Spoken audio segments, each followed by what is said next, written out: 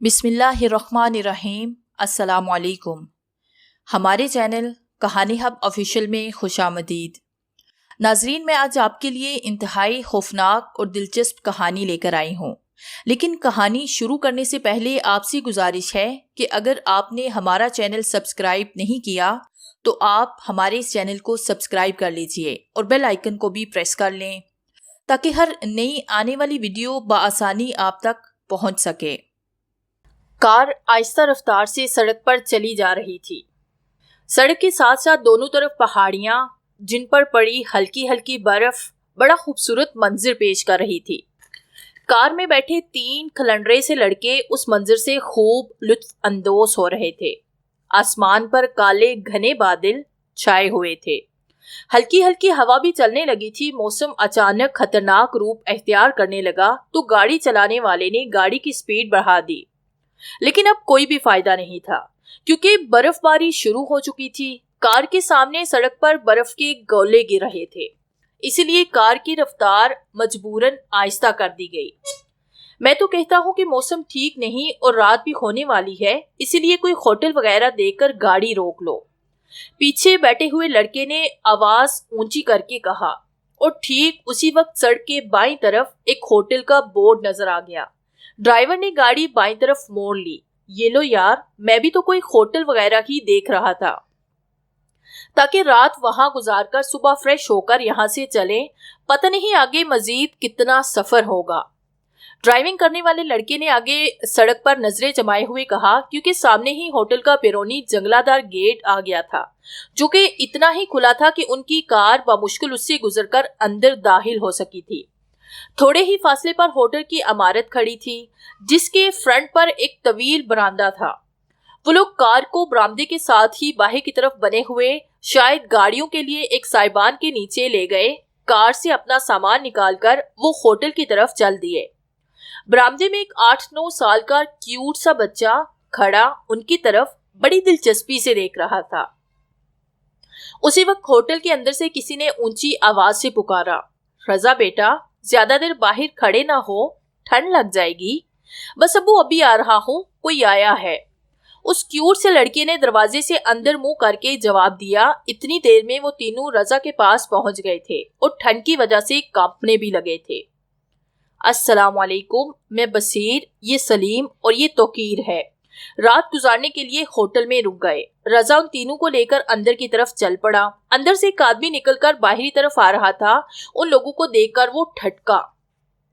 हम मुसाफिर हैं, बस एक रात के लिए होटल में जगह दे दे। बसीर ने जल्दी से कहा तो वो आदमी मुस्कुराने लगा। क्यों नहीं, मैं इस होटल का मालिक वारिस हूँ और ये मेरा बेटा रजा है। रजा, ये बड़ा ही प्यारा बच्चा है। बसीर ने वारिस की बात काट कर मुस्कुराते हुए कहा। उसकी बात पे वारिस, रजा और फिर सभी हंसने लगे।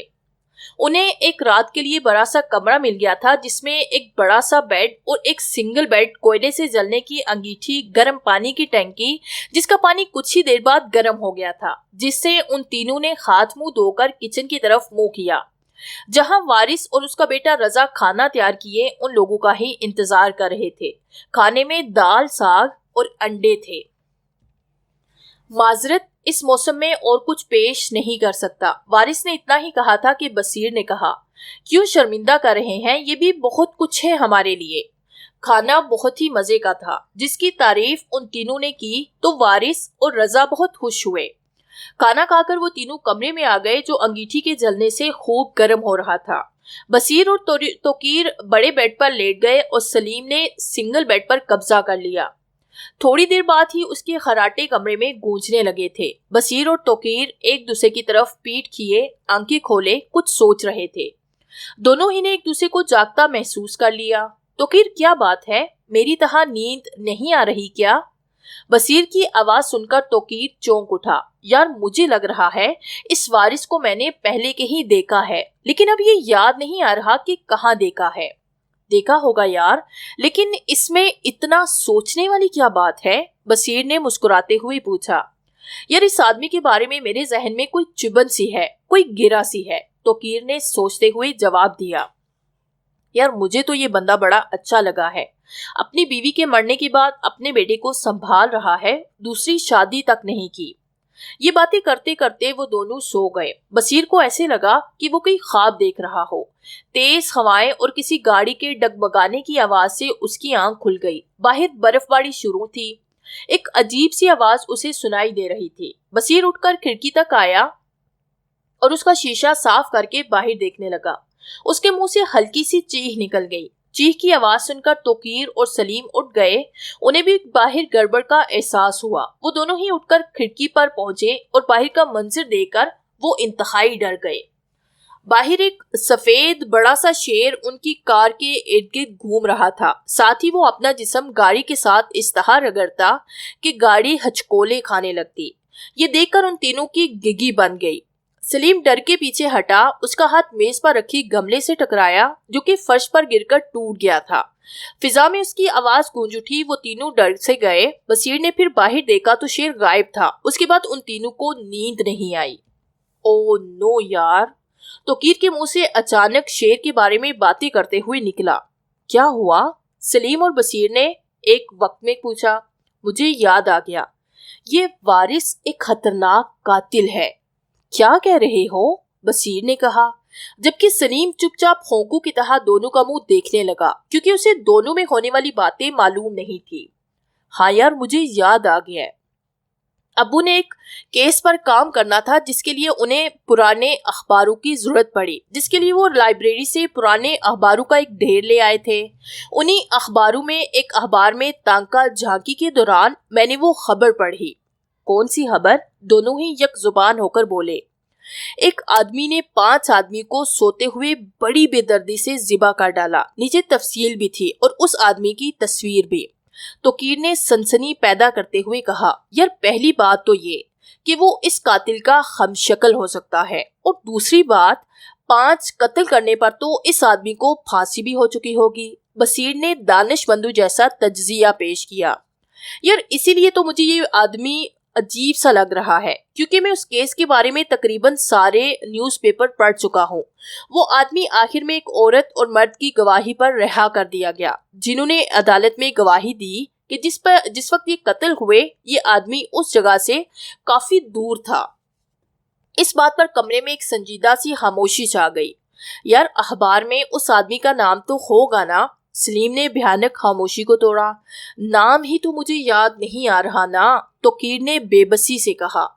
دیکھو، اگر یہ آدمی قاتل ہوتا تو اسے سزا ضرور ملتی۔ یہ قاتل نہیں تھا، اسی لیے تو آزاد گھوم رہا ہے، اور ویسے بھی مجھے تو یہ آدمی کہیں سے بھی قاتل نہیں لگتا۔ اتنا اچھا آدمی قاتل تو نہیں ہو سکتا۔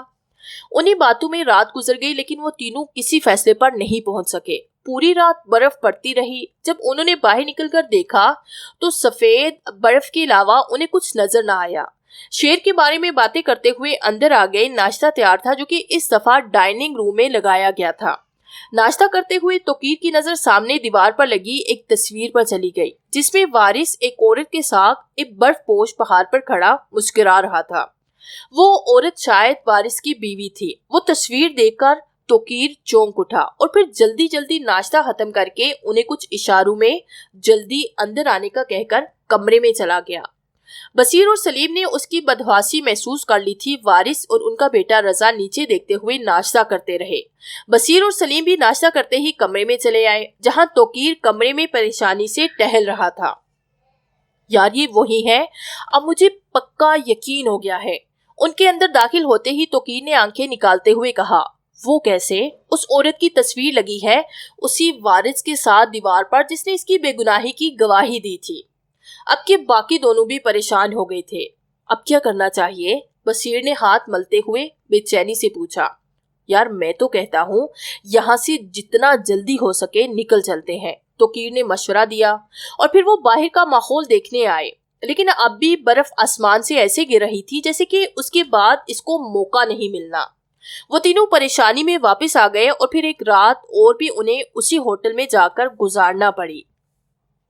دوسرے دن برف باری رک چکی تھی۔ وہ تینوں ناشتہ کرنے کے بعد تیار ہو کر نکلے۔ انہوں نے وارث کا شکریہ ادا کیا اور معقول معاوضہ دیا جو کہ اس نے باہوشی قبول کیا۔ उन तीनों को रजा नजर न आया जिसको वो कुछ देना चाहते थे। ड्राइविंग बसीर ने संभाली। अभी वो कार को थोड़ा सा आगे ही लेकर गया था कि रजा अचानक दाईं तरफ बर्फ से निकला। बसीर ने उसे बचाने की बहुत कोशिश की, लेकिन गाड़ी की साइड उसे बुरी तरह से लगी और रजा उड़ता हुआ बर्फ के अंदर जा गिरा।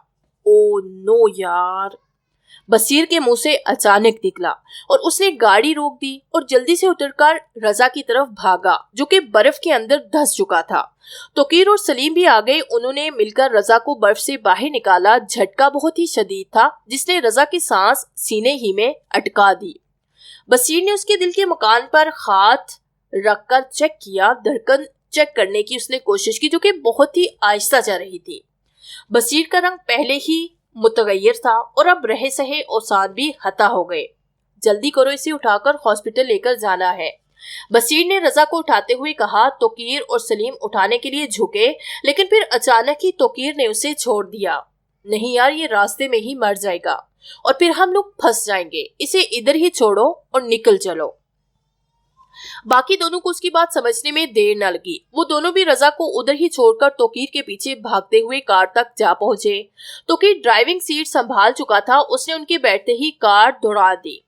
ठीक उसी वक्त वारिस होटल की पिछली सिम से नमूदार हुआ और मुख्तात अंदाज से उधर ही देखने लगा। उन लोगों को अफरा तफरी में भागते देखकर उसका माथा ठनका। वो गाड़ी भी सामने सड़क की बजाय दूसरे रास्ते की तरफ ले गए थे जो कि कुछ ही आगे जाकर बर्फ ने मुकम्मल बंद कर दिया था। उनके वहां से निकलते ही वारिस ने हल्की सी सीटी मारकर किसी को इशारा किया और खुद चलते हुए उस तरफ आने लगा जहां से वो तीनों भागे थे। वारिस के पीछे होटल के एक कोने से सफेद रंग का बड़ा सा शेर नमूदार हुआ और उसके पीछे चलने लगा। शेर ने खुली फिजा में आकर ही कुछ महसूस कर लिया और गराने लगा। उसके गराते ही वारिस ने शेर की तरफ देखा, लेकिन शेर ने 2-3 जिस लगाई और सीधा रजा के करीब जा पहुंचा। वारिस भी गड़बड़ कर समझ गया था। वो भी दौड़ता हुआ उधर पहुंचा और अपने इकलौते बेटे को यूं मुर्दा हालत में पड़ा देखा तो उसे अपना सांस रुकता हुआ महसूस हुआ। शेर की एक फलक शगाफ धार ने उसे होश की दुनिया में ला खड़ा किया। वारिस ने अपने बेटे को उठाया और होटल के पिछवाड़े भागा। चंद ही मिनटों बाद वो घोड़े पर सवार अपने बेटे को गोद में बिठाए एक तरफ दौड़ाते चला जा रहा था। नहीं, बहुत मुश्किल है। अगर तुम अपने बेटे को बड़े हॉस्पिटल तक पहुंचा सको तो इसकी जान बच सकती है। गाड़ी की टक्कर से उसकी सांस सीने में अटक गई है। उस छोटे से हॉस्पिटल के वाहिद डॉक्टर ने रजा को इंजेक्शन और सीने की मालिश करने की बात वारिस से कहा। लेकिन डॉक्टर साहिब, बड़ा हॉस्पिटल तो बहुत दूर है। वारिस का दिल डॉक्टर की बात सुनकर डूब सा गया। वारिस, देर ना करो, डॉक्टर ने कहा। तो वारिस अपने बेटे को उठाकर वहां से निकल आया, लेकिन उसके जहन में आंधियां से चल रही थी क्योंकि उसे मालूम था बड़े हॉस्पिटल तक पहुंचना बहुत मुश्किल था। एक तो फासला बहुत था और दूसरा बर्फ ने तमाम रास्ते बंद कर दिए थे। उसे उन तीनों पे बहुत गुस्सा था। अगर उन्होंने टक्कर मारी ही थी तो कम से कम हॉस्पिटल तक तो रजा को पहुंचा देते। आगे आगे घोड़ा दौड़ रहा था और उसके पीछे पीछे शेर। अचानक वारिस ने घोड़ा रोक लिया। दाईं तरफ पहाड़ों के अंदर एक धुरा सा जा रहा था जिसकी तरफ देखते हुए वारिस कुछ सोचने लगा। उसके चेहरे पर कशमकश के आसार से थे। आखिर उसने उस धुरा पर घोड़ा डाल दिया और 15 मिनट के सफर के बाद एक गार के सामने घोड़ा रोकते हुए अपने बच्चे को उठाकर गार के अंदर भागता चला गया। उस गार में एक जादूगर रहता था जिससे कि उस इलाके के लोग डरते थे और उसे दूर ही रहते थे। लेकिन इर्द गिर्द के लोग कुछ अकीदे वाले उसके पास अपनी मुख्तलिफ उलझनों और परेशानियों के हल के लिए आते रहते थे। वारिस गार के अंदर दाखिल होकर जादूगर के सामने जा खड़ा हुआ जो कि आग जलाए कोई अमल करने में मसरूफ था। उसे देखते ही उसने इशारे से एक तरफ बैठने का कहा, लेकिन वारिस अपने बेटे को उठाए आंखों में आंसू, गुस्सा और बेबसी चेहरा लिए एक तरफ हुआ। जरूर, लेकिन बैठा नहीं। मैं तुम्हारी क्या मदद कर सकता हूँ? जादूगर ने अमल खत्म होते ही वारिस को मुखातिब किया। वारिस ने अपने बेटे के साथ हुए हादसा और फिर डॉक्टर की बात बता दी। इसके बाद तुम क्या चाहते हो? जादूगर ने उसकी आंखों में झांकते हुए कहा। मुझे अपने बेटे की जिंदगी चाहिए, चाहे जैसे ही हो। वारिस ने पत्थर चेहरा बनाकर कहा। इसको इधर लटा दो। जादूगर के कहने पर वारिस ने अपने बेटे को उसके सामने लटा दिया। तुम अपने बेटे के लिए कुछ भी कर सकते हो? मतलब कुछ भी? ہاں میں اپنے بیٹے کے لیے کچھ بھی کر سکتا ہوں، وارث نے جادوگر کی بات کاٹ کر جلدی سے کہا۔ تو پھر مجھے اس کو زندہ کرنے کے لیے اس آدمی کا سر چاہیے جس نے اسے ٹکر ماری ہے۔ جادوگر نے سنسناہٹ پھیلاتے ہوئے کہا۔ غار میں اچانک ہی سناٹا سا چھا گیا۔ چند لمحے یوں ہی گزر گئے۔ جادوگر کے چہرے پر طنزیہ مسکراہٹ پھیلنے لگی۔ لاؤں گا، ایک جنون بھرے لہجے میں جواب آیا۔ وارث اپنے اس بیٹے کے لیے کچھ بھی کر سکتا تھا۔ ایک تو وہ اس کی اکلوتی اولاد تھا، دوسرا اس کی محبوب بیوی کی آخری نشانی۔ 10 سال پہلے اس نے اپنی محبوبہ کو چھیڑنے والے 5 آدمیوں کی گردن تن سے جدا کر دی تھی۔ رائنا جس اسکول میں پڑھتی تھی، وارث اسی اسکول میں مالی تھا۔ اس کے خیالوں میں رائنا جو ایک خوبصورت لڑکی تھی، آبسی تھی، لیکن وہ ایک مالی سے کبھی شادی نہیں کرنا چاہتی تھی۔ وارث نے روتے ہوئے گڑ گڑاتے ہوئے یہاں تک کہ اپنا خون بہا کر اسے اپنی محبت کا یقین دلانے کی کوشش کی تھی، لیکن رائنا نہ مانی۔ اسکول سے کالج اور کالج سے یونیورسٹی تک رائنا کا پیچھا کرتا رہا وارث، اور پھر ایک روز رائنا کو ان 5 گنڈوں نے اٹھانے کی کوشش کی۔ چند آدمی کے جوانوں کے آنے کی وجہ سے وہ گنڈے بھاگ گئے۔ جب وارث کو اس بات کا علم ہوا تو وہ سلگ اٹھا اور پھر ایک ہی رات میں ان 5 کی گردنیں کاٹ ڈالی۔ اس نے استحا کر کے حق محبت ادا کر دیا۔ وہ گرفتار ہو گیا، لیکن اس کے خلاف ثبوت کمزور تھے۔ اس واقعے نے رائنا کے دل میں وارث کے لیے محبت کا ایک دیا جلا ہی دیا۔ رائنا نے اپنے چچا سے، جو کہ اس کے والدین کے مرنے کے بعد اس کے سرپرست تھے، وارث کے بارے میں سب کچھ بتا دیا۔ ساتھ یہ بھی کہ وارث نے وہ قتل بھی اسی کی وجہ سے کیے۔ اس کے بعد چچا اور رائنا کی گواہی نے وارث کو موت کے پھندے سے اتار لیا، اور کچھ ہی عرصے بعد ان دونوں کی شادی بھی ہو گئی۔ رائنا بیٹے کو جنم دے کر اس دنیا سے چلی گئی۔ وارث کے لیے رضا ہی سب کچھ تھا، اور وہ اس کے لیے کچھ بھی کر سکتا تھا۔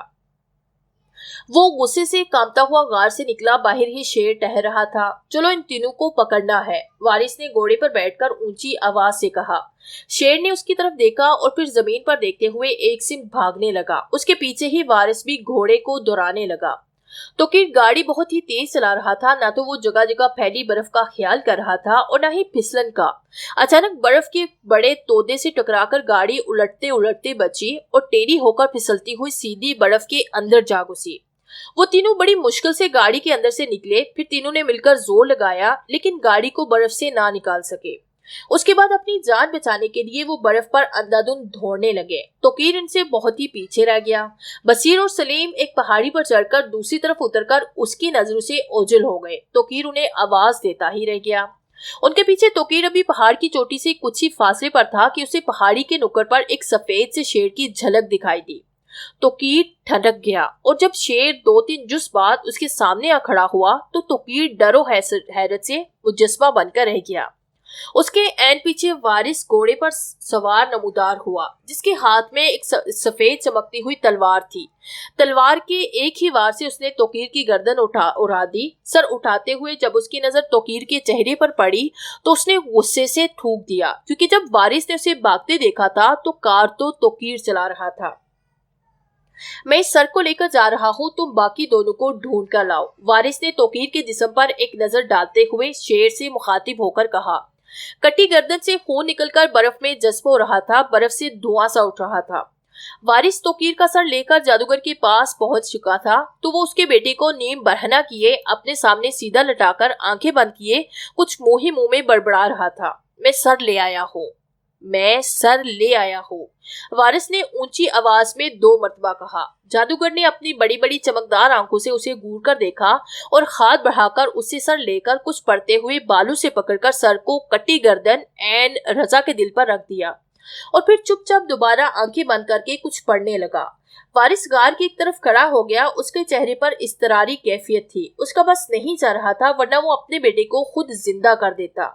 نہیں، یہ اس کا سر نہیں ہے، تم غلط لڑکے کا سر لے آئے ہو۔ کافی دیر بعد جادوگر نے آنکھیں کھول کر وارث کی طرف دیکھتے ہوئے کہا، یہ کیسے ہو سکتا ہے؟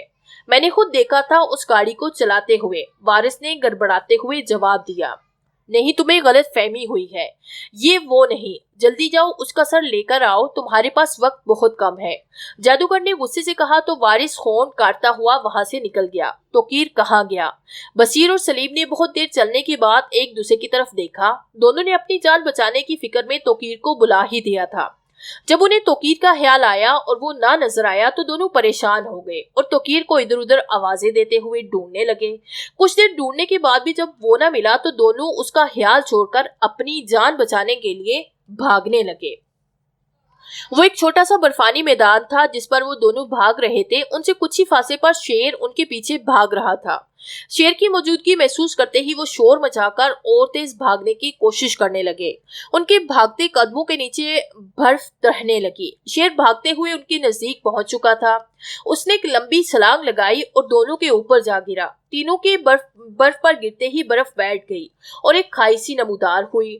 وہ دونوں شیر سمیت اس کھائی میں غائب ہو گئے۔ اسی وقت برف باری شروع ہو گئی جس نے کچھ ہی لمحے میں اس کھائی کو دوبارہ بھر دیا جس کے اندر وہ تینوں بھی دفن ہو چکے تھے۔ وارث گورے کو اس پہاڑی علاقے میں ادھر ادھر دوڑاتا رہا لیکن اسے کچھ بھی نظر نہ آیا اور نہ ہی وہ شیر اسے نظر آیا۔ وہ انہیں ڈھونڈتا ہوا غصے سے پاگل ہو رہا تھا۔ آخر اس کے گھوڑے نے جواب دے دیا تو وارث پیدل ہی ان پہاڑوں میں بھاگنے لگا، لیکن ان کو تو شیر سمیت زمین نے نگل لیا تھا۔ وارث انہیں ڈھونڈتے ڈھونڈتے سچ میں ہی پاگل ہو گیا تھا۔